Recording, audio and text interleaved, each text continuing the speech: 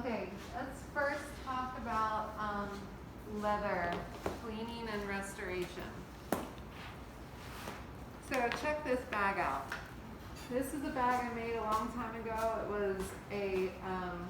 It was a lower level bag making class, and it's got vegetable tan, veg tan leather, and an 18-ounce waxed canvas. Has anybody ever worked with waxed canvas before?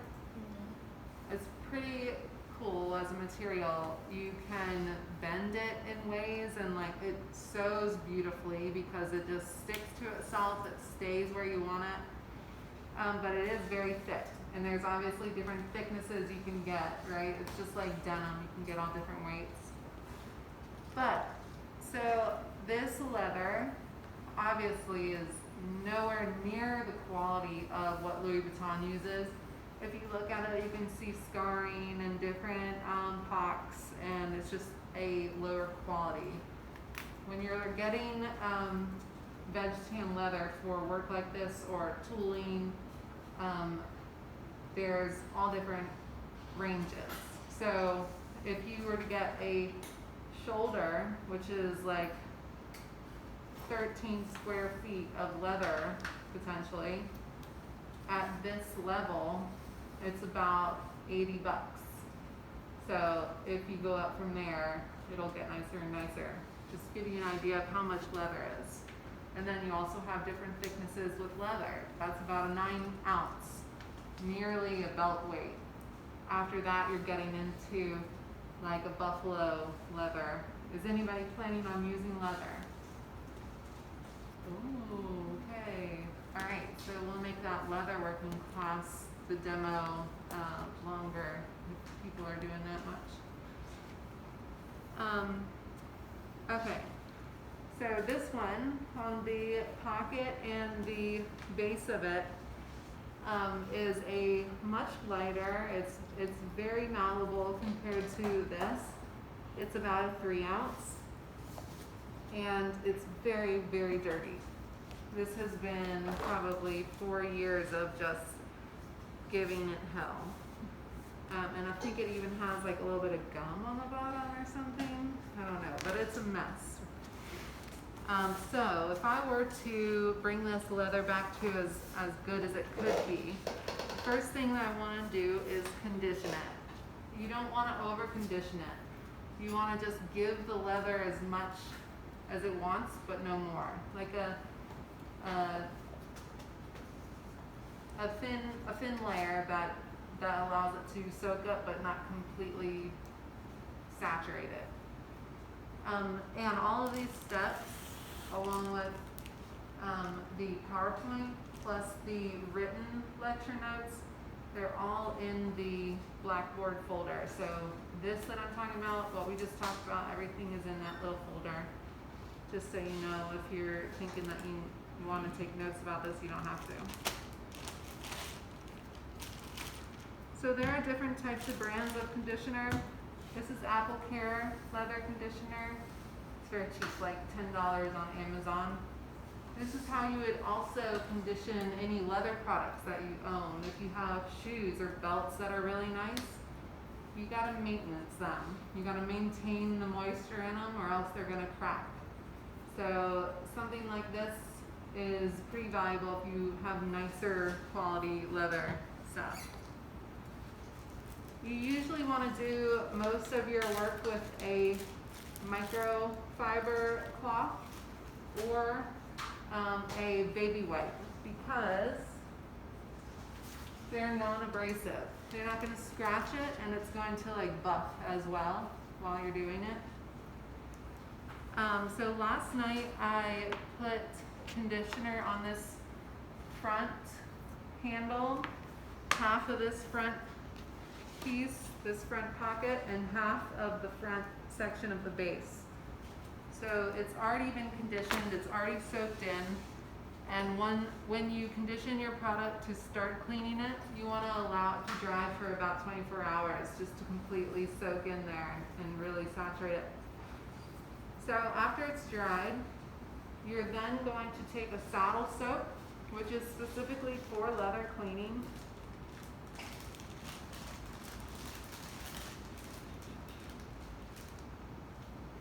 and it's like a wax. With this, you can take a baby wipe, non-alcoholic, obviously. What is alcohol gonna do to leather? Yeah, it's gonna completely dry it out and crack it. So non-alcohol baby wipes, it's very soft and non-abrasive. And you want to cover one side of it, just rub it in there.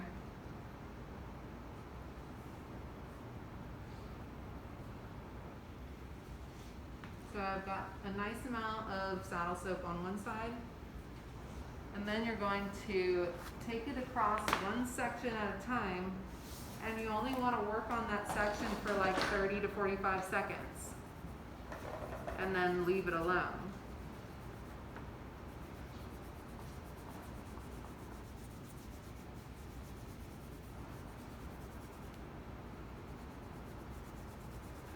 So it's going to darken up pretty good because you're adding moisture to it right now. But once it dries, you'll see that darker color that's coming off. That's the dirt coming off. It's not the patina coming off, but it is the dirt and the oils. The patina, remember, is partly the skin tanning, so you can't remove that. But the dirt and oil does come off. So once it dries, and it takes like 3 hours maybe not that long, but once it dries, it will look lighter than before and more consistent than before.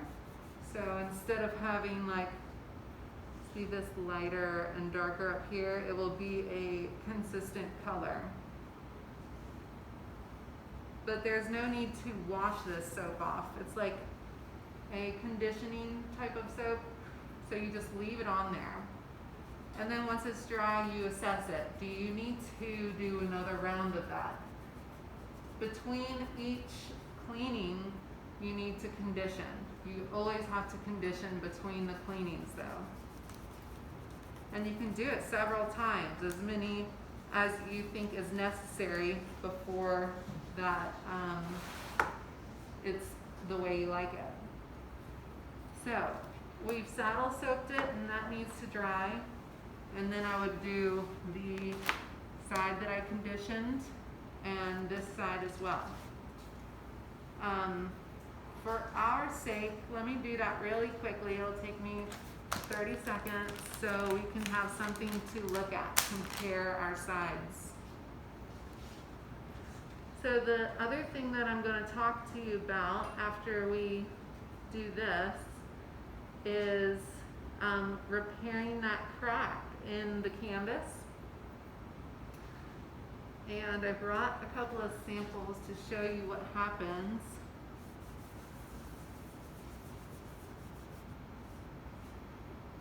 And I have to remember, while I'm talking to you guys, I have to remember to only do 30 to 45 seconds.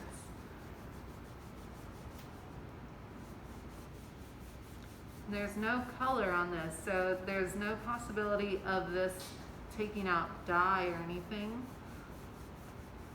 It's literally just vegetable tannins that it's been processed with, and that's it.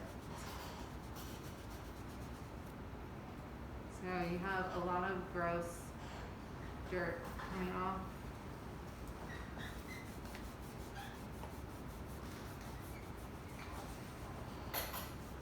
So is anybody thinking of working with a vinyl instead of a leather because of eco-friendly standpoints?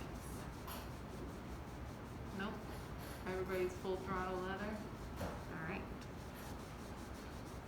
Have you been looking at supplies yet to do such things? A little bit. Does everybody know the everybody know the local shop that we have, Tandy, right? That's our like local leather spot. What's it called? Tandy, like candy, but with a T. And I'm not sure what they're doing for COVID. I've recently ordered stuff online from them. They're a little bit pricey though. Their markup is pretty insane if you want to get leather products from, especially their tools. Don't buy any tools. If you have time to order ahead of time, do that from a different brand because Tandy marks it up like crazy. But you can trust their leather products to be somewhat decent. And even though those are maybe a little bit expensive also, you can rely on them to be what they say they are. And they have all sorts of types. So they have different weights of this vegetable tan. And then they have garment leathers that are chrome dyed, which are much brighter. With the vegetable tan, you can do custom dyeing, but the chrome dyed will never change in color. You can't do anything to that. You can't add color to it or anything like that. And they are all thinner, so they're good for garments. Tell us what tools you need. What tools you would need? Yeah, we will talk one-on-one with your projects. If you're going to work with leather, or I mean any of your projects, we're going to talk one-on-one to discuss everything that you're going to need.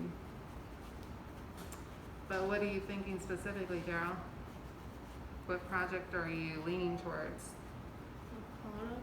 Or I mean, what like design, accessory type are you leaning toward? I want to do handbags, but I'm not quite sure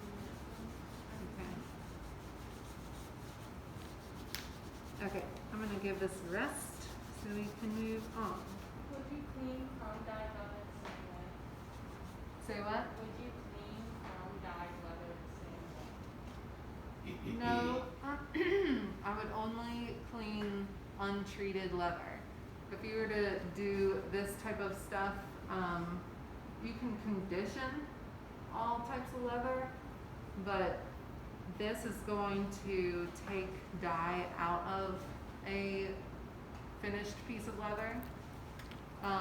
Chromium salts are the really permanent way that they process leather, so that stuff is not coming out. It is through and through, like it's, you know how they say some fabrics are like process dyed, like that's part of the actual yarn that they make. It's sort of like that in a way, like it's in there. Otherwise, if you were to dye a veg tan by yourself, it's like sitting on top almost.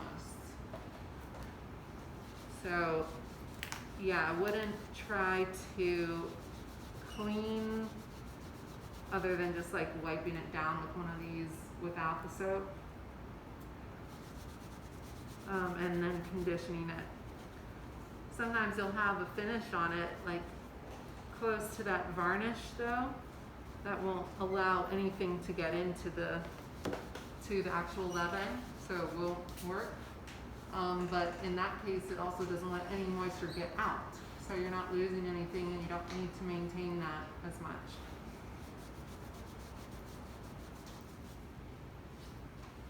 Okay. So after that dried, I would definitely want to go in there and do that a few more times because of how dirty it is. But that is like an actual service that people offer, restoring leather and like fixing bags and stuff like that. It's not too glamorous, but it's an actual thing.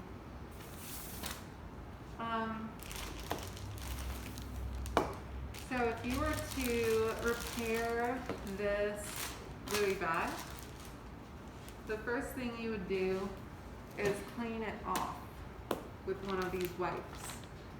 The leather would be treated just like we did in that bag with the conditioning and then sow soap. And for the canvas, you would start out by just prepping your surface like this. Again, non-alcohol because The more you dry this stuff out, the more readily it will crack on you. And once that dries sufficiently, which takes a couple minutes, you would assess your tear, your rip in the bag canvas.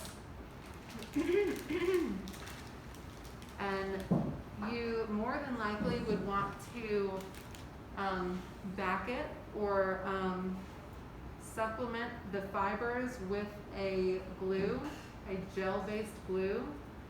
The main point of it is to be flexible.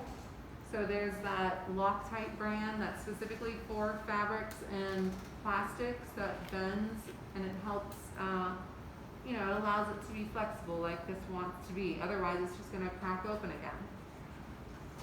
But anyway, there are gel-based super glues that will dry really quickly, or if you have time to let it wait and sit, E6000, very strong and gel-like. It's very flexible. This is like a glue that is good for everything. Fixing shoes, like repairing little pieces on a bag, a backpack. I use this for everything. So you would take it very sparingly. You don't want to overwhelm the area with it. And you can actually see through the canvas. If you were to look through the inside, you can see light coming through. So there's a really worn area in this canvas, which is not good at all. You would want to paint that area with a delicate brush to give exactly what you needed to reinforce those fibers with the glue. So you're gonna have a noticeable area. The point is to make it the least noticeable as possible. You can come in with the glue on the exterior, on the front of it, because you're going to be covering it with a latex paint. So in that way you might be able to reduce the appearance of it if you use the glue on the outside and then cover it. But that's the first step. You would sparingly, very conservatively and slowly supplement that area, reinforce that area with glue, with gel-based glue.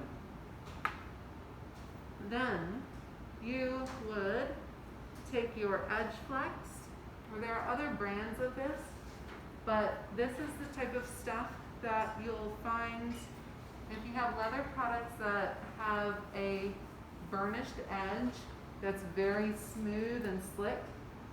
They call it burnishing or slicking an edge. Sometimes it'll be painted with like a rubber paint, and that's what this Edgeflex is. There's also EcoFlow brand, which is an actual Tandy brand of this type of stuff. But then you would take your a different delicate paintbrush and cover it in one layer, and then a second layer after that first layer dries. That's only if you didn't need to mix it with a different color to match it perfectly. This one is pretty good. This dark brown pretty well matches the base of this. But so theoretically you're trying to get 2 to 3 layers of that rubbery paint on there. Once those dry really thoroughly, you're going to take a hot knife or some sort of wood burning tool. That would be the preferable way to manipulate this. You want to recreate that texture on there. See how it's texturized to look like a natural leather, like it's skin? You can recreate that with a hot tip tool. So it's a wood burning tool, a hot knife. In a pinch, you can take any type of metal hand tool, put it on an iron, put it on your curling iron. It gets hot for a second. The issue with that is that your results will get varied. You might have a really hot, say you're going to use an awl, and it might get really hot the first time, and it might not be as hot as it was the second time. So you want to do tests. So if you're using something that is not, you're not familiar with how it works exactly or how hot it is. So That essentially is how you're going to fix that repair. Then if you're missing any of the flowers or the marks or whatever, take something that is similar, try to recreate it as best you can, the little lighter brown areas, just slowly and delicately.